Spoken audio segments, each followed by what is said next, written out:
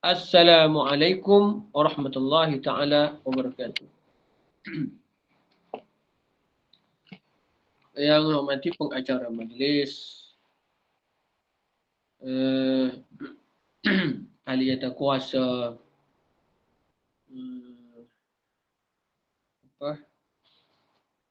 Gemar North, sosial hadirin hadirat yang bersama pada pagi ini, kita renung hadis. Hadis ini pendek ya. An Uthman bin Affan radhiyallahu anhu qala qala Rasulullah sallallahu alaihi wasallam khairukum man ta'allama al-Quran wa 'allamah. Biasa kita dengar hadis ini. Hadis yang ke-10 dalam hadis Arba'un 40. Maksudnya daripada Uthman bin Affan, beliau berkata Rasulullah sallallahu alaihi wasallam sabda, sebaik-baik kamu adalah mereka yang mempelajari Al-Quran dan mengajarnya. Hadis Bukhari. Hadis Bukhari. Hadis ini menunjukkan bahawa kepentingan mempelajari Al-Quran dan mengajarnya. Bukan setakat kita disuruh belajar Quran, tapi kena bercita-cita untuk jadi guru. Bukan selama-lamanya menjadi anak murid. Maknanya kena belajar sungguh-sungguh. Bukan setakat anak murid je. Jadi Nabi SAW memberitahu kepada kita bahawa mereka yang mempelajari Al-Quran dan mengajarkannya merupakan orang yang paling baik, paling bagus dan paling elok. Di antara ilmu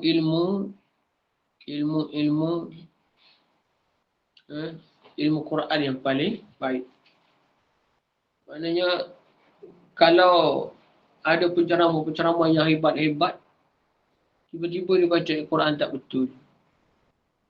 Jadi orang akan pandang lain. Oh, Ustaz ni ceramah hebat, baca Quran tak betul.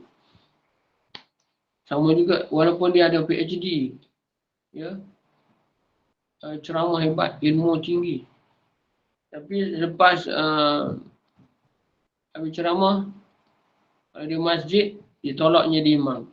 Tengok Fatihah pun tak betul. Habis makmum makan down. Ada pengalaman saya sebagai imam kan.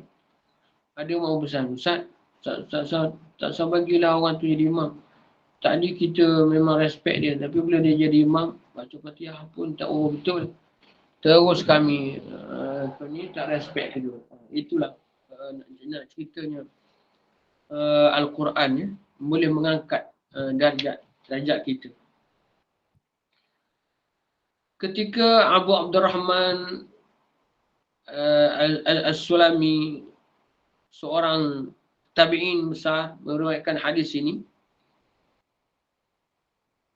beliaulah yang meriwayatkannya dengan daripada Uthman Affan radhiyallahu anhu. Beliau berkata, inilah yang membuatkan aku terduduk di kedudukanku sekarang. Yang menunjukkan bahawa dia duduk mengajar dan mempelajari Al-Quran selama puluhan tahun kerana keinginannya untuk tergolong dalam kelebihan dan kebaikan yang disebutkan dalam hadis yang mulia ini. Ada hadis lain yang sebut Ahlul Qur'ani Ahlullah. Allah kata ahli Quran itu ialah orang aku. Allah kata gitu. Siapa yang ahli Quran, orang aku. Jadi apabila dengar begitu, maka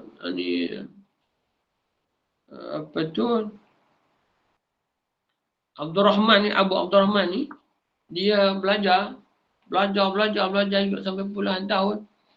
Dia nakkan bahawa dia ni diiktiraf sebagai ahli Quran. Bukan setakat belajar je. tapi boleh mengajar. Maknanya pakar lah. Ya, pakar lah. Bukan setakat. Ya, tapi maknanya kemampuan masing-masing kan. Ada orang belajar Quran, dia baca betul. Tetapi untuk mengingati hukum tajwid tu dia lemah. Dia tengok nama. Ni dengung. Ni yang tebal sikit. Ni panjang sikit. Tapi dia tak ingat. Dia susah nak ingat. Ini ikhfa. Ini iklab. Ini idgham. Dia tahu baca betul. Biasa guru di kampung kan macam tu kan. Maknanya dia susah nak mengingat. Jadi nak jadi guru susah juga lah. Kalau masuk periksa lah, susah lah. Periksa. Kalau setakat jadi guru, mungkin ambil tauliah tu setakat baca tu okey lah. Kalau tanya hukum tajwid, namanya dia susah nak jawab. Pasal dia susah nak mengingat nama. Okey lah. Asalkan kita tahu ni hukum macam ni, ni kena dengung. Ini panjang macam ni, 4 harakat.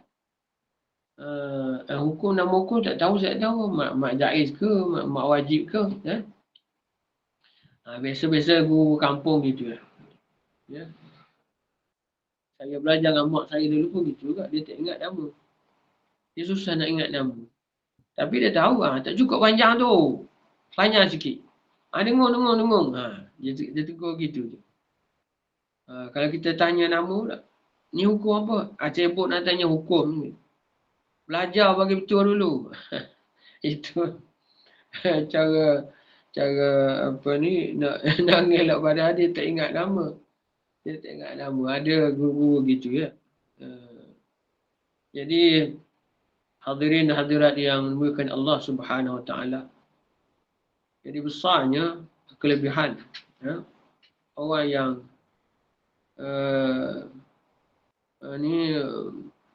belajar Quran ni lebih-lebih lagi kalau dia banyak menghafal, lagi banyak hafazan, lagi banyak ayat yang dia simpan dalam dada dia, lagi dekat dia dengan Allah Subhanahu Wa Taala. Insya-Allah susahlah dia nak terkena sihir-sihir ke kalau dia selalu baca Quran sebagai pendinding, sebagai syifa kan. Syifa maknanya Quran itu sebagai penawar. Itu yang saya bincang insya-Allah pada pagi ni. Kalau kita nak bincang apa-apa, banyak boleh nak tentang Quran ke apa ke. Walaupun saya lontarkan tajuk bincaan hari ni ialah tentang Quran. Jadi sekadar itu saya buka lah nak bincang apa-apa. Wabillahi taufiq. Assalamualaikum warahmatullahi wabarakatuh. Okey, pada jemaah yang ingin mengajukan sebarang soalan mungkin berkaitan dengan solat atau berkaitan dengan membaca Quran, silakan. Assalamualaikum Ustaz, Tuan Imam. Boleh saya tanya? Ustaz atau Tuan Imam, saya nak tanya sebagai garis panduan, apabila kita solat ya dan kita membaca surah lazim, kita memulakan dengan bismillah ya. Jadi kita banyak menghafal ayat dan juga saya perhatikan bahawa imam pun banyak menghafal ayat di mana dia mulakan dengan ayat itu terus. So sebagai panduan Ustaz, bilakah kita boleh tidak membaca bismillah, ayat-ayat yang kita ingatkan tu? Pasal apa saya confused sebenarnya. Kadang-kadang saya baca terus saja bismillah tanpa ikut tak ikut apa kan. Jadi bila kita tinggalkan bismillah dan bila kita kena baca bismillah. Terima kasih Ustaz. Ya. Yang disuruh membaca bismillah itu ialah kita membaca di awal surah. Kalau dalam solat kita baca katalah kita baca di tengah-tengah ayat, bukan awal surah. Contohlah saya kata kita nak baca Wa'tasimu bihablillahi jami'an wa la tafarraqu. Kita nak baca dalam solat. Jadi tak perlu kita baca bismillah. Kita baca a'udzubillah perlahan. Lepas tu dia wa'tasimu bihablillahi jami'an wa la tafarraqu. Dalam kalau di luar solat tak apa kita baca. Baik, terima kasih. A'udzubillah kan? A'udzubillah lepas tu bismillahirrahmanirrahim di luar solat. Okey. Dalam solat memadai gitu je. Okey, yang satu lagi Ustaz, apabila kita solat asar ya ataupun salat zuhur di mana kita sering membaca ayat kita sendirilah. Kadang-kadang kita baca ayat yang panjang ya. Jadi apabila kita baca tak habis. Jadi bolehkah kita sambung ke rakaat ketiga, keempat surah ayat-ayat yang kita tertinggal tu Ustaz? Nak sambung surah yang sama Ya, surah yang sama ya. Boleh. Makna katalah kita hafal surah ni Al-A'la katakanlah. Okey, ya. Katalah rakaat pertama kita baca separuh. Lepas tu separuh lagi tu kita baca sambung rakaat kedua. Boleh. Tak ada masalah. Yang peliknya kalau baca dah surah pendek, Qul huwallahu ahad, Allahus samad, Allahu akbar. Rakaat kedua lam yalid wa lam yulad wa lam yakul lahu kufuwan ahad. Melampau. Okey. Baik, terima kasih Ustaz. Okey.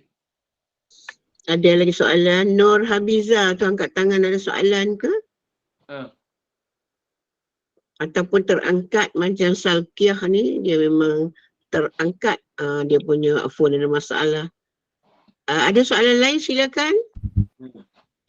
Sementara kita ada peluang bersama dengan Imam. Assalamualaikum. Al-Fadhil, silakan. Waalaikumsalam.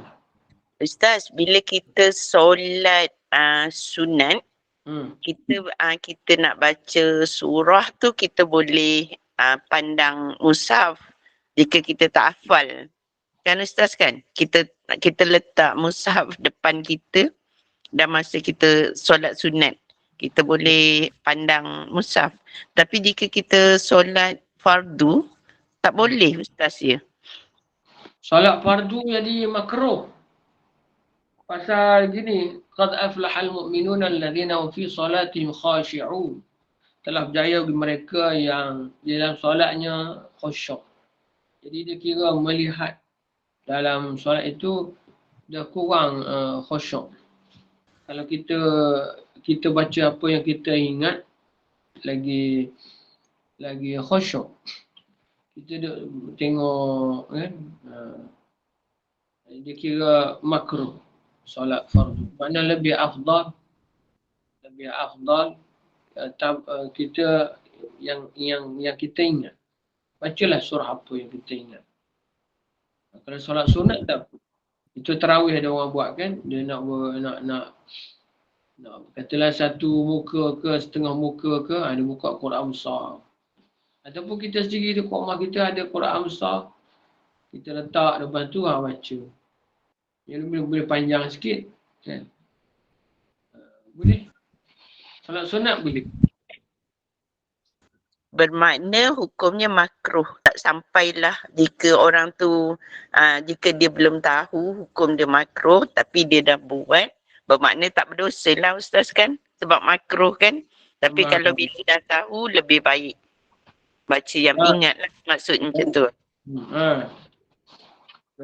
Kalau dia baca yang ingat, dapat pahala sunat. Pahala sunat. Kalau dia tengok, jadi makruh. Jadi perbuatan tu. Perbuatan. Maknanya bila makruh tu macam kita buat, tak dapat apa-apa. Bila kita baca yang dah hafal sunat, maknanya kita baca dapat pahala sunat. Macam tu Ustaz. Okey. Terima kasih Ustaz. Ustaz ada soalan dari jemaah. Ya. Soalannya, ada Ustaz cakap, bukan Ustaz ni lah, ada Ustaz lain lah. Kita kena qada semua sembahyang yang kita tinggal sebelum kita boleh buat sembahyang sunat. Jadi dia nak tanya, adakah pernyataan yang dibuat oleh ustaz itu. Jadi sama ada dia nak buat sunat seperti dulu ke ataupun nak qada solat-solatnya. Ya, ada dibahas masalah ni. Ada maknanya maknanya ustaz ni dia lebih setuju bayar hutang dulu ibaratkan. Dah selesai hutang barulah bersedekah ibaratkan begitu. Tapi banyak yang dibincangkan, kalau kita nak buat sunat dahulu, kita ada hutang dengan Allah Ta'ala ataupun dengan manusia, ibaratkan kita sibuk nak bersedekah, hutang tak bayar, itu tak boleh. Tapi kalau kita buat seiring boleh. Maksudnya, qada pun kita buat, sunat pun kita buat. Pasal dibimbangi gini. Katalah kita banyak qada dulu, kita maknanya hutang kita dulu, pasal masa tu kita belum dapat kesedaran, ya. Mungkin tak dapat taufik hidayah. Sekarang kita dapat taufik dan hidayah. Nak undur semula tak boleh. Takut kita sibuk membayar hutang, jadi yang sunat ni tak sempat untuk buat yang sunat. Tiba-tiba habis hutang, panggilan ilahi sampai. Jadi rugilah umur umat Muhammad ni dah pendek. Ya?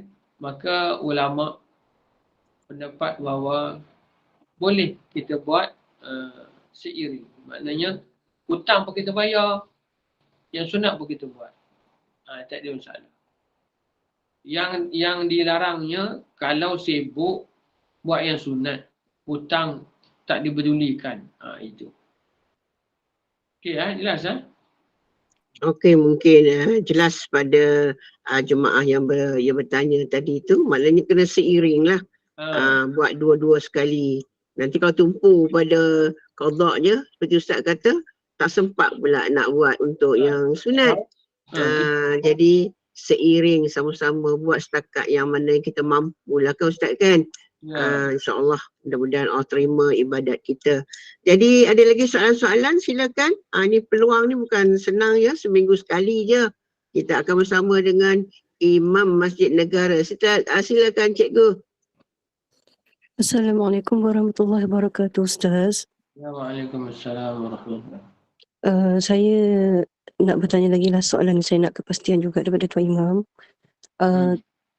Ustaz kata tadi boleh seiring, tapi kalau katalah digabungkan, contohnya solat sebelum solat fardu asar, maknanya katakan saya buat qada fardu asar tu dan gabungkan dengan sunatnya sekali 4 rakaat sebelum solat fardu, boleh ke Ustaz? Contoh juga macam sembahyang isyak, sebab saya pernah dengar satu ustaz yang terkenal lah, dia kata kalau selagi tak qada fardu, dia kata tak habis itu tak boleh nak buat solat sunat ba'diyah selepas isyak tu lah. Jadi macam mana Ustaz? Dia qada ni, qada tak ada waktu. Qada tak ada waktu. Apabila tak ada waktu, bila masa kita boleh buat? Nak buat zuhur waktu asar boleh. Nak buat subuh waktu zuhur boleh. Bila kita ada kelapangan. Tak semestinya kita tumpu waktu itu. Kalau kita tak ada kelapangan masa tu, kita ada hal, katalah ada hal yang nak cepat ke, ada kerja lain, boleh kita buat waktu lain. Tak semestinya zuhur 2 kali, asar 2 kali, tak. Bukan kita tumpu semasa itu. Dia qada macam kita hutang, kita berhutang. Maknanya kita rasa apabila kita nak tumpu waktu itu rasa tekanan. Seolah susah. Islam tu mudah. Yassiru wala tu'asiru. Basyiru wala tunafiru. Permudahkan kamu, jangan kamu menyusahkan. Bergembirakan kamu, jangan kamu melihatkan.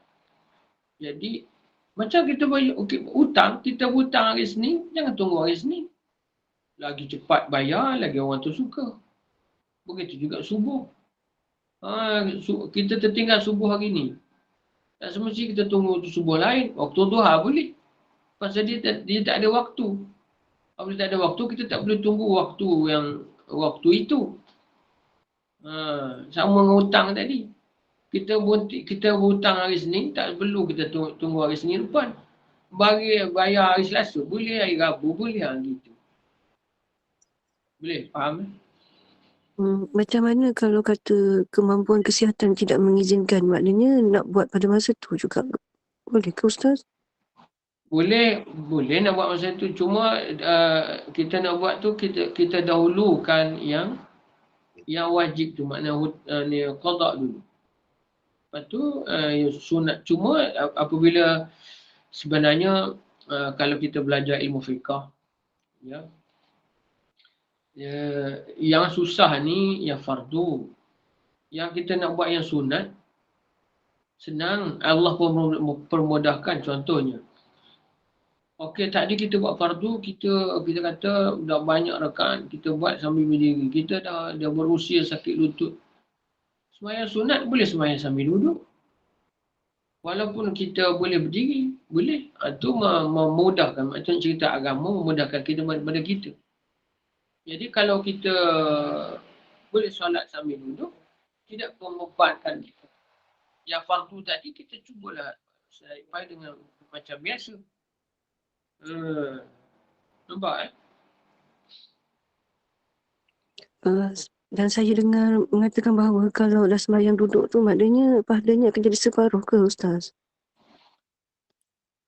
Yang tu tak tahulah maknanya. Pasal hukum kata kalau sembahyang sunat,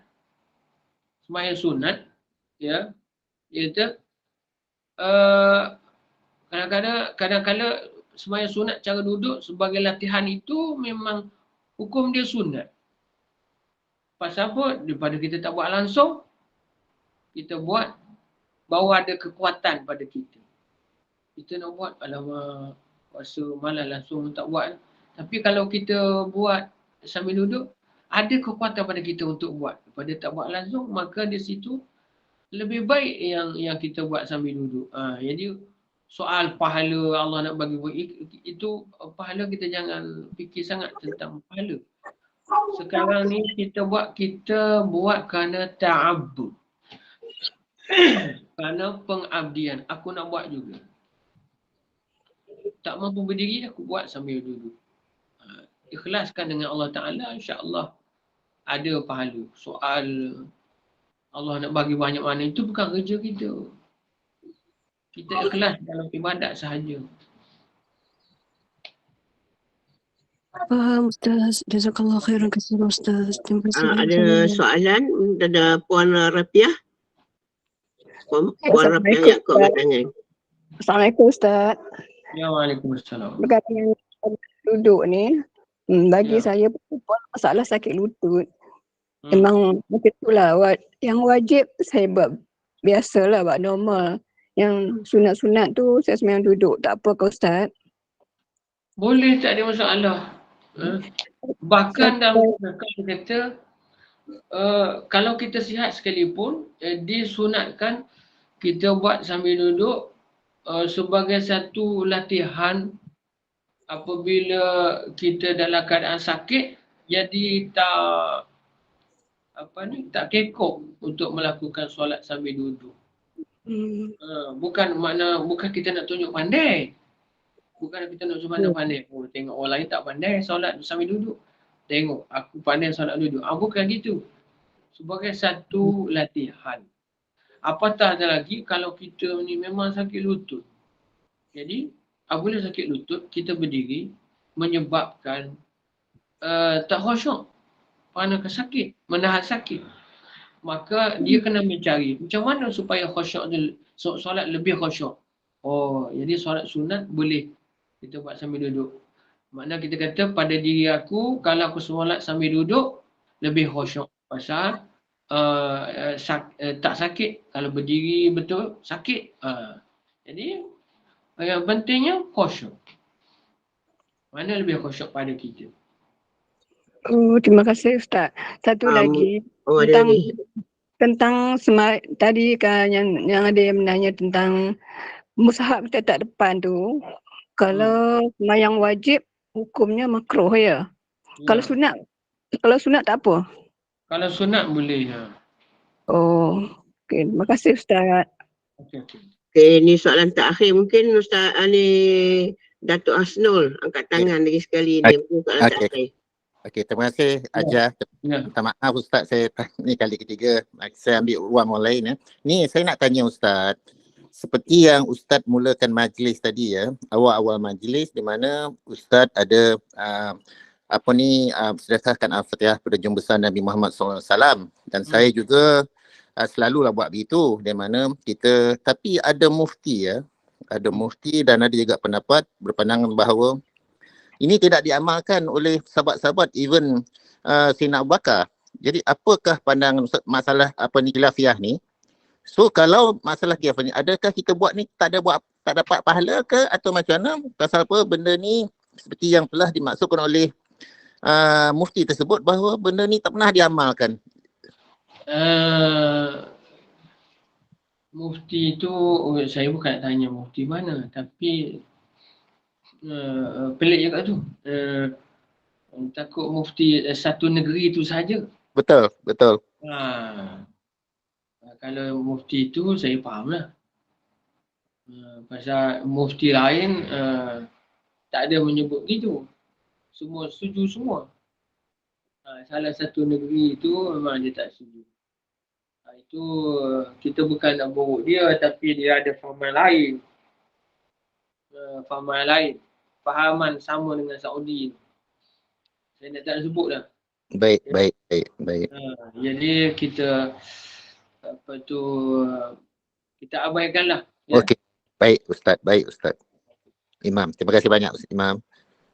Okey, kita tutup dululah. Jadi kalau ada para jemaah ada soalan-soalan, simpan dulu untuk berjumpa dengan Al-Fadil Ustaz pada minggu hadapan. Jadi kita tutup kuliah kita dulu, insyaAllah. Jadi alhamdulillah, amin, Allahumma amin.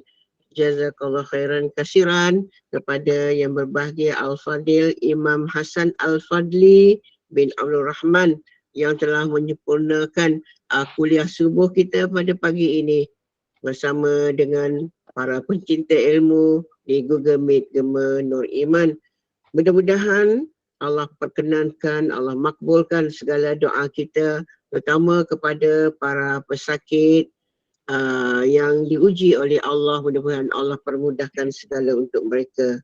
Syukran jazilan juga atas perkongsian ilmu pada pagi ini tentang hadis, kepentingan mempelajari Al-Quran dan yang mengajarnya. Moga-moga ia boleh mengangkat darjat kita, Al-Quran menjadi syafaat di hari akhirat kelak. Jadi jadikan Al-Quran sebagai pedoman hidup kita, insya-Allah. Terima kasih kepada tim Gema Nur Iman, terima kasih kepada para jemaah yang terus mengimarahkan bersama-sama dengan Al-Fadil Ustaz pada pagi ini. Semoga Allah Subhanahu Wa Taala mengiringi perjalanan hidup kita dengan rahmatnya sepanjang hari ini dan diluaskan rezeki seluas lautan yang Allah ciptakan, dijauhkan kita dari segala musibah. Amin ya rabbal alamin. Dan tidak lupa juga pihak Gema Nur Iman ingin merakamkan jutaan terima kasih kepada para penginfak yang budiman yang terus menghulurkan infak kepada tabung Gema Nur Iman bagi membolehkan Gema Nur Iman menjemput para asatizah untuk kita mendapat keberkatan ilmu sepanjang hidup kita. Maknanya teruskan bersama untuk terus menginfak Jadi kita akan dapatlah ilmu daripada asatizah yang kita jemput untuk setiap kuliah insya-Allah. Dan untuk maklumat para jemaah sekalian, pukul 8.30 pagi nanti kita akan bersama dengan seorang lagi Imam Masjid Negara, iaitu Al-Fadil Imam Muhammad Nazri bin Haji Mustaqim, yang akan mentadabbur surah Al-Baqarah. Ini kita dah selesai surah Al-Baqarah, jadi hari ini sambungan lagi untuk penutup dan rumusan surah Al-Baqarah. Jadi teruskan bersama bagi yang ada masa dan peluang untuk bersama, dan yang mana ada urusan kenduri dan berbagai urusan, moga Allah permudahkan untuk kita insya-Allah. Jadi kita tutup dulu kuliah kita pada pagi ini. Sekali lagi dengan rasa bangga dan sukacita dipersilakan Al-Fadil Imam Hasan Al-Fadli bin Abdul Rahman untuk membimbing bacaan tasbih kafarah dan menutup kuliah dengan surah Al-As. Saya sudahi dengan wabillahi taufik. Wassalamualaikum warahmatullahi wabarakatuh. Subhanakallahumma wa bihamdik asyhadu an la ilaha illa ant astaghfiruka wa atubu ilaik. Bismillahirrahmanirrahim. Wal 'ashr innal insana lafi khusr illa alladhina amanu wa 'amilus shalihat wa tawasaw bil haqqi wa tawasaw bis sabr. Wabillahi taufiq wal hidayah. Assalamualaikum warahmatullahi taala wabarakatuh. Waalaikumsalam.